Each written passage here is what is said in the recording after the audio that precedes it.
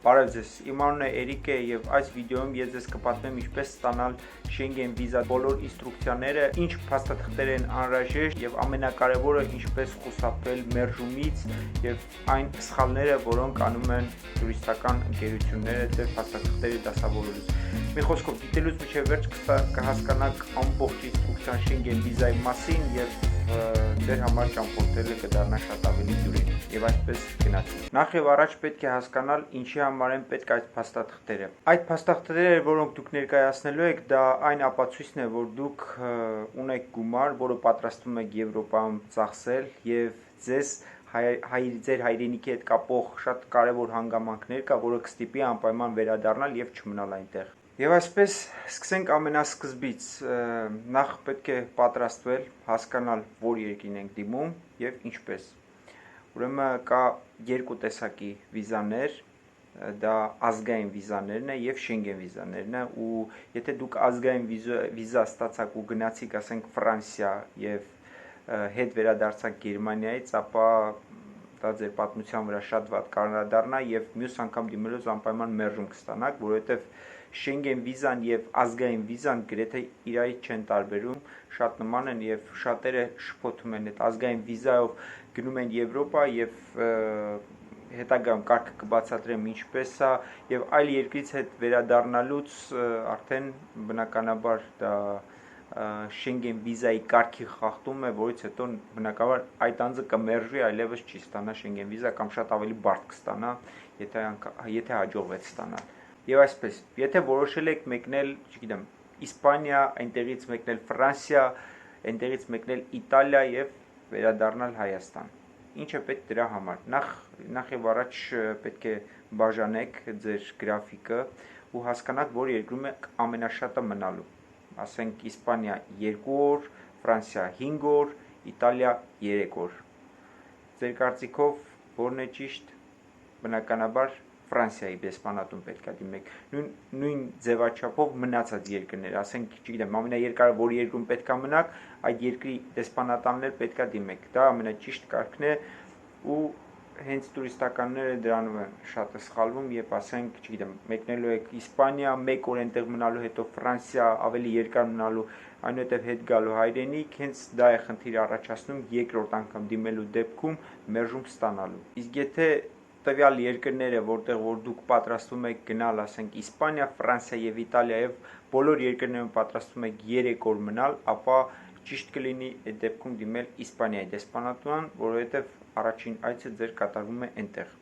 Դրանք ներքին կանոններ են, որը որ երևի թե ոչ միտեղ այդ նմանատիպ ինֆորմացիաներ չեք գտնի, բայց պարտադիր է որ իմանաք։ Երկրորդը,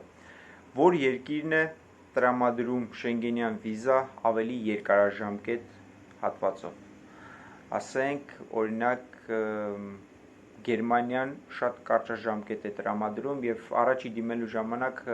ձեր դիմաց օրվանից մինչեւ ավարտի ձեր դիմումի ավարտի օրն է տրամադրում, միգուցե 10 օր կամ չգիտեմ, քանի օրով որ դիմում եք այդքան։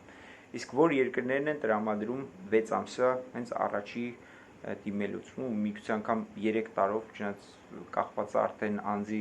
հանդեպ վստահությունից։ Ես ձեզ խորհուրդ կտամ փորձել այս 3 երկրները՝ Իսպանիա, Հունաստան եւ Ֆրանսիա։ Այս 3 երկրները տուրիստական ամենամեծ հոսք ունեցող երկրներից են եւ առաջի անգամ դիմելուց շատ հեշտությամբ 6 ամիս են տրամադրում, այնպես որ խորհուրդ եմ տալիս հենց այս երկրները փորձել, փորձած տարբերակի խորհուրդ եմ տալիս։ Իսկ մերժման պահով ամենախիստը ըստ նորությունների հետևալով դա Նորվեգիան է, չնայած որևէ ստատիստիկա չկարողացա գտնել։ Ուրեմն Schengen-յան վիզայի տրամադրությունը այս կերպ է աշխատում, առաջի անգամ այսպես փորձնական տրամադրում են վիզա, կարճաժամկետ, չնայած կապ ունի որ երկիր եք մեկնելու կամ կարճ ժամանակահատվածով կամ 6 ամսով, չնայած կան երկրներ, ովքեր 2 ամսով են տրամադրում, ինչպես Լատվիան օրինակ, երկրորդ անգամը արդեն 1 տարի կարող եք ստանալ, իսկ երրորդ անգամը արդեն մինչև 5 տարի ու դա ամենաերկարաժամկետն է։ Կան նաև երկրներ, ովքեր այդ process-ը մինչև 5 տարի ձգելը շատ ավելի շատ բարդ է, մի քանի անգամ պետք է դիմել, որպեսզի հասնել 5 տարվա, կամ որ ընդհանրապես չեն տրամադրում վիզա ոչ 3, ոչ 5 տարով, այնպես որ ամեն երկիր ունի իր նպրությունները, այստեղ արդեն կախված է ձեր ընտրած երկրից, բայց եթե որոշել եք մեկնել կոնկրետ այն պետությունը, որ դուք եք նախընտրել, ապա ուղղակի հետևեք այս խորհուրդներին, իմ ասած ձևով եւ դիմեք, շատ մեծ հավանականությամբ կստանաք վիզա։ Եվ այսպես սկսենք փաստաթղթերին, ինչ փաստաթղթեր են անհրաժեշտ։ Նախ պետք է երկու հատ գունավոր նկար, 3.5-ը 4.5-ի չափով։ Եթե չափսերը մոռանաք, կարող եք ուղղակի մտնել յուրաքանչյուր ֆոտո եւ խնդրել Շենգենյան վիզայի համար եւ այնտեղ արդեն չափսերը գիտեն, ամեն ինչ նորմալ է ու կնկարեն։ Կարևոր է, որ նկարները լինեն թարմ։ Հաջորդ քայլը, որ պետք է անել, դա քսերոքսն է, անձնագրի էջում բոլոր այն էջերում, որտեղ որ ինչ-որ բան կա գրած, ուղղակի քսերոքս արեք բոլորը էջերը, որտեղ ինչ-որ բան կա եւ վերջ։ Հաջորդ պունկտը ուշադրություն դարձրեք, որովհետեւ տուրիստականները հենց այս կետի վրա են միշտ շփոթվում ու մերժման հիմնական պատճառը հանդիսանում է հենց սա։ Երբ որ դուք ամրագրում եք հյուրանոց կամ, չգիտեմ, այնտեղ հոստել, ինչ-որ մի բան եք ամրագրում տվյալ երկրում եւ չեք վճարում մնալու համար, այսինքն ուղղակի բրոն եք անում booking-ով եւ փորձում եք փաստաթղթերը տալ, այդ դեպքում մերժում ստանալու հավանականությունը շատ է մեծանում։ Եթե ուզում եք այդ խնդիրը չլինի, ուղղակի կանխավ վճարեք եւ հավանականությունը ձեր ստանալու այդ դեպքում կմեծանա։ Օրինակ Լեհաստանը այդ առումով շատ ավելի շատ խիստ է եւ գրեթե բոլոր booking-ով, այսպես on-line բրոնները մերժում է, կարակ ուղղակի չփորձեք, որովհետեւ անիմաստ համ գումար եք ծախսելու, համ ժամանակ եք ծախսելու։ Այնպես որ լավ կլինի, եթե որոշել եք իսկապես գնալ, ապա անպայման ոչ թե բրոն արեք ուղղակի on-line, այլ վճարեք մնալու գիշերակացի համար այդ տվյալ հյուրանոցին։ Չնայած այդ դեպքում արդեն մեծանում է այնպես ռիսկը ձեր մեջ, որ հնարավոր է վճարեմ, հետո գնալը չստացվի, բայց եթե որոշել եք իսկապես գնաք, ապա պետք է ընտրություն կատարեք, կամ մեծացնում եք հավանականությունը ձեր ստանալու վճարելով գումարը, կամ ուղղակի փորձնական փորձում եք, եթե ստացվեց, բայց այդ դեպքում իմացեք, որ կոնսուլը ձեզ թերահավատ կմոտենա։ Հաջորդ փաստաթուղթը դա բժշկական ապահովագրությունն է, որը Եվրոպա մեկնելու համար դա անպայման է, սակայն կոպեկներ արժի, այնպես որ դա ինչ-որ խնդիր չի ներկայացնում։ Եթե ինչ-որ փաստաթուղթ եք դասավորելու, մեկը առաջ անգամը լավ կլինի դիմեք մասնագետի, իսկ եթե չգիտեք ում դիմեք, հետագայում կարող եք գրել ինձ, ես ձեզ կուղղորդեմ ճիշտ մասնագետի մոտ, որպեսզի խնդիրներ չառաջանա։ Իսկ հաջորդ պունկտը դա ավիաբիլետներն է, որին որ պես յուրահատուկ ուշադրություն դարձրեք, էլի շատ խնդրահարույց է, էլի մեր տուրիստականները ինչպես միշտ այս կետի վրա սխալ ինֆորմացիա են տալի ու հիմնականում հենց այս պատճառով էլ մերժումներ են ստանում մարդիկ։ Դա էլի ինչպես նախկինում նշեցի, ինչպես booking-ով բրոնն է, նույնպես էլ այս դեպքում է, եւ որ ավիաբիլետը ուղղակի on-line բրոն ես անում, այլ ոչ թե գնում ես, դա այդպես կասկածահարություն կոնսուլի մոտ, որ միգուցե դու այդ օրը չես գնալու, միգուցե դու այդ երկիր չես գնալու, ասենք դիմում ես Ֆրանսիային, բայց մեկնելու ես Գերմանիա, ու այդ պատճառով էլ հենց մերժումը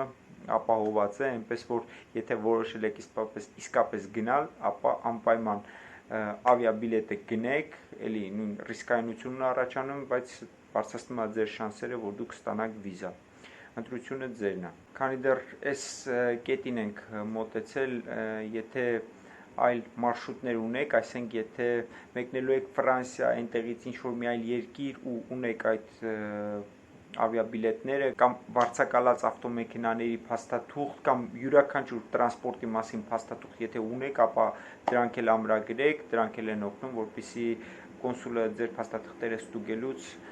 վստահություն առաջանա իր մոտ, որ դուք ինչ-որ խաբելու որևէ process չեք փորձում այնտեղ կատարել եւ սկսում է վստահել ձեզ։ Հաջորդ պունկտը դա ձեր աշխատավայրից փաստաթուղթն է, որ դուք աշխատում եք ու ունեք կայուն եկամուտ։ Իմիջիալոց դուք պետք է միևնույն վայրում աշխատելուց լինեք ոչ քիչ, քան 4 ամիս։ Դա հաշվի առեք, եթե նոր եք ընդունվել ու այդտեղից աշխատանքային փաստաթուղթ եք տանում, ապա անպայման մերժումը ապահովված է, կարող եք անգամ չդիմել։ Եթե հետաքրքրում են հարցը ինչպես են ստուգում, ապա նախ եւ առաջ զանգահարելու են ձեզ հենց դեսպանատնից, հարցնելու են թե որտեղ եք աշխատում, ինչքան գումար եք ստանում, ավելի ճիշտ ձեր փաստաթղթերի մեջ ինչ որ այնտեղ նշած է, այդ հարցերի շրջանակներում բոլոր հարցերը կարող են տալ, այնպես որ լավ կանեք որևէ կեղծիք չանեք ու ասեք այն ինչ որ կա։ Եվ այդ նույն կերպ զանգահարում են ձեր գործատուին կամ հաշվապահություն նայած այնտեղ ինչ համար է թողված կամ դեսպանատան մոտ ինչ համար կա տվյալ կազմակերպությունից, որպեսզի ձեր եղելության մասին ինչքան հնարավոր է շատ ինֆորմացիա ստանան, զանգահարել են տվյալ կազմակերպություն, ճշտեն թե դուք երբանից եք աշխատում, որ հասցեում է գտնվում այդ տվյալ աշխատատեղը ու նմանատիպ էլի ինչ որ ձեր փաստաթղթերի մեջ նշված է թե դուք որտեղ եք աշխատում, ինչքան գումար եք ստանում, նմանատիպ բոլոր հարցերը կարող են տալ, այնպես որ լավ կանեք զգուշացնեք ձեր հաշվապահին, ձեր հաշվապահությանը կամ տվյալ, գիտեմ, ադմինիստրատորին, ղեկավարին, ում որ պետք է զանգահարեն, ում համարը որ դուք թողնում եք ձեր փաստաթղթերի մեջ, որպեսզի ինքը իմանա թե ինչպես ճիշտ պատասխանի, որպեսզի ձեր ասածները լրիվ իրար համընկնեն։ Հաջորդ պունկտը մեր ամեն այդպես ցավոտ տեղն է, դա գումարին է վերաբերվում, թե ինչքան գումար ունենք բանկում եւ ինչքան գումար պետք է ծախսենք Եվրոպայում։ Մինիմումը, որ պետք է ունենանք մեկ անձի հաշվարկով, դա օրական 90 եվրոն է եւ 810 եվրո մինիմում գումար բանկային հաշվի համարին, որպեսզի մեկ ամսով մենք կարողանանք մեկնել Եվրոպա։ Դա մի ամսվա կտրվածքով է։ Օրական 90 եվրո եւ բանկային հաշվին 810 եվրո ամենաքիչը։ Բանկային հաշիվը պետք է լինի թարմ։ Ձեր բանկային հաշվի համարի եղած գումարը ինչքան թարմ լինի, ինչքան մոտ լինի ձեր վիզայի տրամադրման, փաստաթղթերի տրամադրման օրվան, այնքան կոնսուլի մոտ էլի վստահություն կառաջանա, որ իսկապես ձեր գումարները բանկում են եւ ոչ թե դուք մեկ անգամի այսպես գցել եք ու էլի հետ եք վերցնելու բանկից, այսպես պարտքով վերցրել եք գումար, որ այդ պահին ցույց տակ որ գումար ունեք ու էլի հետ եք վերցնելու, ինչքան հնարավոր է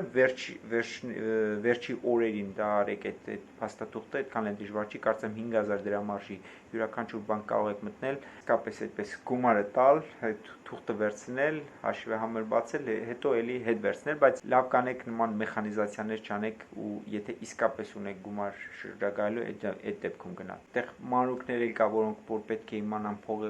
իմանաք փողի առումով, եթե ուզում եք որպեսզի վստահություն առաջացնեք կոնսուլի մոտ, որ իսկապես դուք այդ գումարն ունեք, ապա լավ կանեք այդ վալյուտայի փոխանակման, դրամային փոխանակման գումարը չեկերը պահեք, որպեսզի դա էլ որպես փաստաթուղթ ներկայացնեք, որ այո, դուք այսքան գումար ունեք եւ դուք պատրաստվում եք այդքան գումարը ծախսել այնտեղ, դա նույնպես փաստաթուղթ է, շատ դեպքերում գիտեմ, որ մարդիկ դրան չեն հետևում, ու հիմնականում այսքան փաստաթղթերն են պետք, որպեսզի դուք վստահորեն